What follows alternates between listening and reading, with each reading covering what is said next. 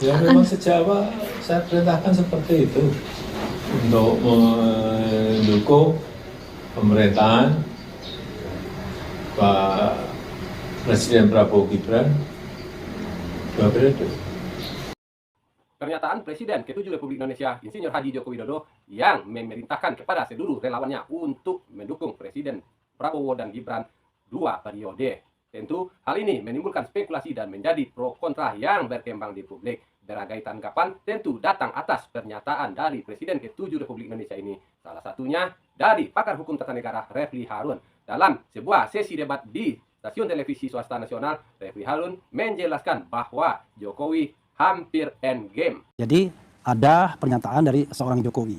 Saya hormati dia sebagai mantan presiden. Pernyataan dari Bu Mega, dari Jokowi, dari SBY, itu kan pernyataan-pernyataan yang tentu akan jadi highlight, ya kan? Jadi biasa saja. Tetapi begini, kita harus melihatnya dari sisi analisis politiknya. Nah, analisis politiknya begini. Apakah ketika Jokowi menyampaikan ini, dia dalam kondisi yang pede atau dalam kondisi yang tidak yakin sesungguhnya? Kan itu yang paling penting, psikologi di balik itu. Kalau dikembalikan kepada Andreas Pereira, wah ini kelihatannya dia mau menghindari masalah, ya kan, dengan tetap memegang atau memeluk Prabowo Subianto. Maka kita harus lihat itu.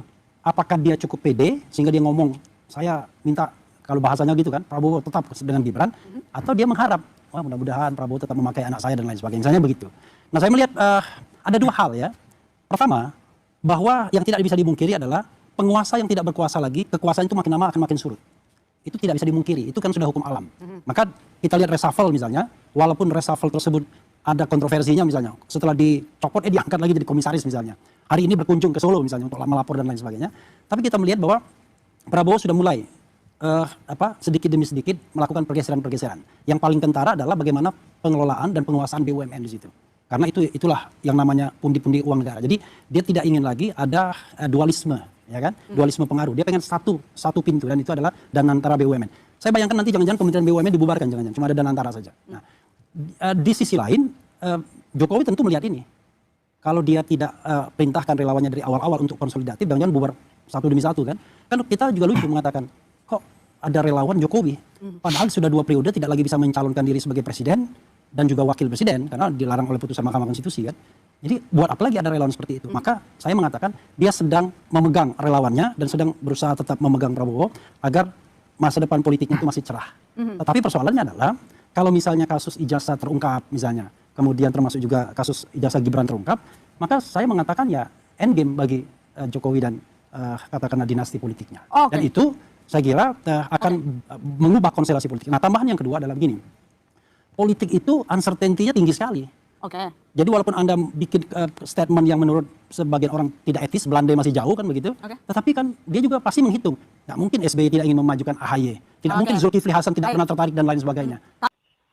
David Wajung, Wakil Ketua Umum Relawan Jokowi Bara JP, menanggapi pernyataan Saudara Refli Harun dengan menyebut bahwa itu semua adalah hayalan Refli Harun sendiri.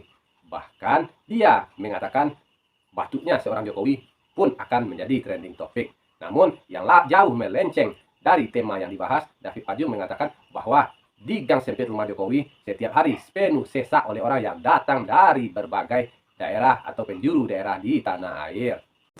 Ya, saya pikir itu hayalan Bung Refli aja kan. Jadi yang harus dicermati begini, yang tadi saya katakan bahwa Jokowi batuk aja itu selalu direspon oleh baik itu pengamat maupun orang-orang yang akan masuk pada kontestasi di 2029. Sehingga setiap langkah, geliat, statement-statement itu diikuti secara cermat, bahkan cenderung untuk dimanipulasi, ya. Supaya pertama mendelegitimasi sosok integritas dan pengaruh Jokowi yang luar biasa itu. Kalau kita lihat semua sampai hari ini, hampir setiap hari di gang sempit rumah Jokowi itu penuh sesak dengan orang, ya. Nggak ada seorang mantan presiden yang sudah turun, yang orang terus berbondong-bondong. Itu bukan sebuah rekayasa. Datang dari Papua sampai Medan, sampai Aceh itu datang sana setiap hari. Dan saya pikir sering disiarkan oleh media-media nasional juga, ya.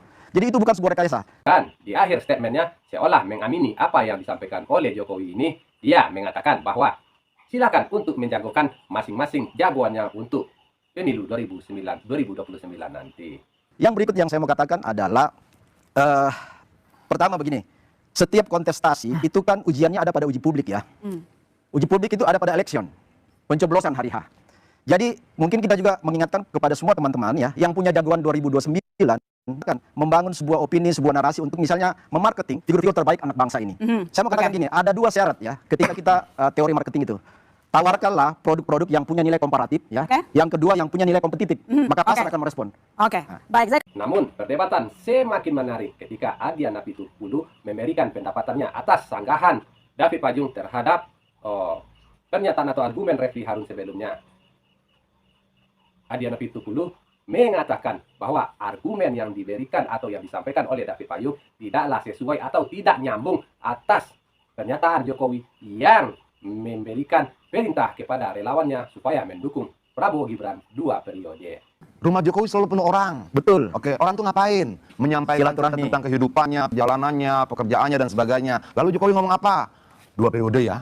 Kan nggak nyambung gitu loh. Oh, nggak Yang ngomong saya ke bayangkan, orang yang itu saya bayangkan juga. itu ada petani datang, lalu dia bercerita pada Jokowi tentang pupuk, ada buruh datang, dia bercerita tentang upah yang belum mencukupi hidupnya, lalu mereka berharap Jokowi menyampaikan itu. Poin saya tadi itu, Sebentar. Bung Adian, yang ketika dibahas Jokowi dengan bicara, dia minta paket Prabowo Gibran 2 periode. Nggak nyambung, tapi sudahlah. Itu problem kalian yang harus jadi menurut Abang dia. sebenarnya ada keretakan atau nggak ada hubungan di tengah isu ada reshuffle kenapa Pasti ada orang sesuatu. suka Jokowi? Oke, pasti ada sesuatu. Seperti apa sesuatunya itu, sejarah akan menjawab. Tapi saya menyampaikan yang dibilang Ferdian tadi. Apa sih? Dia mungkin yang bilang begini, banyak gedung terbakar kemarin. Banyak anak muda yang sedang galau nih. Setelah saya lulus kerja, apa? Gaji berapa? Bagaimana mempertanggungjawabkan banyaknya biaya pendidikan keluarga itu pada orang tua saya? Bagaimana kemudian saya harus melanjutkan ke sini dan sebagainya. Di tempat yang lain, banyak petani yang kemudian bingung. Desanya masuk kawasan hutan, lahan pertanian masuk kawasan hutan. Di tempat yang lain ada kemudian kepala desa yang bingung, karena desanya juga masuk kawasan hutan. Banyak kebingungan. Oke, ini baru bulan ke-11. Baru bulan ke-11. Kayaknya. Jangan gitu-gitu banget lah. Langsung bicara pemilu. Ibu, apa tadi yang Bu Titi ya? Iya. Juga bicara yang sama. Partai politik saja. Belum bicara itu. Sudah bang, Gitu loh. duluan partai politik. Yang mana? Partai-partai Golkar, Iya, itu sudah bilang kan tadi kan Bu Titi kan bilang bahwa terlalu cepat. Pimpinan DPR bilang jangan dulu lah. Kita masih punya problem. Gini, problem Indonesia hari ini bukan siapa paket 2029.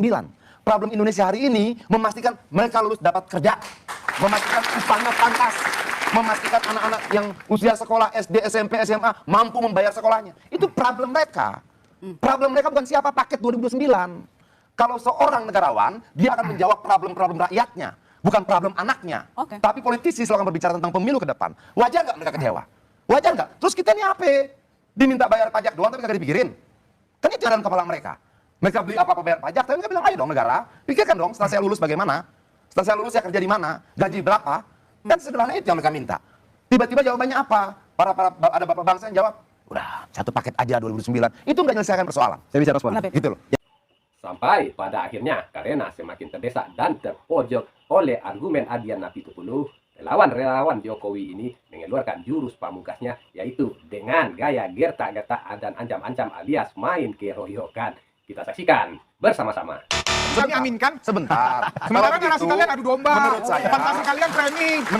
menurut saya, Fantasi kalian manipulatif. Masa Karena semua harus kami aminkan? Yang enggak Enggak juga. juga, enggak juga kamu harus diintimidasi. Ya. Yang mana tidak berani, intimidasi, tidak berani. Bang? Nah, Ya, sekarang mahasiswa ini sebenarnya punya pandangan sendiri yang sudah nggak mungkin kita bisa intimidasi kepala-kepala adik-adik mahasiswa Apalagi ini. seorang Adi. Mereka sudah matang dalam mengambil sikap. Makanya gue mengambil yang Oke, netral, gue ambil pernyataan Ferdian tadi tentang bagaimana dia sebagai generasi muda merasakan situasi ketidakpastian masa depannya. Dan mereka butuh ada elit politik, ada bapak bangsa, ada tokoh bangsa yang berbicara tentang itu. Jokowi sudah ngomong Sebentar. Jadi, itulah pernyataan dari beberapa tokoh terhadap argumen yang dikeluarkan oleh Bapak Jokowi. Dan juga pembelaan dari para relawan-relawan Jokowi yang hadir pada saat itu. Sekarang, bagaimana dengan Anda? Apakah pendapat Anda tentang semua ini? Mari sama-sama kita bahas di kolom komentar. Akhir kata, terima kasih. Wassalam.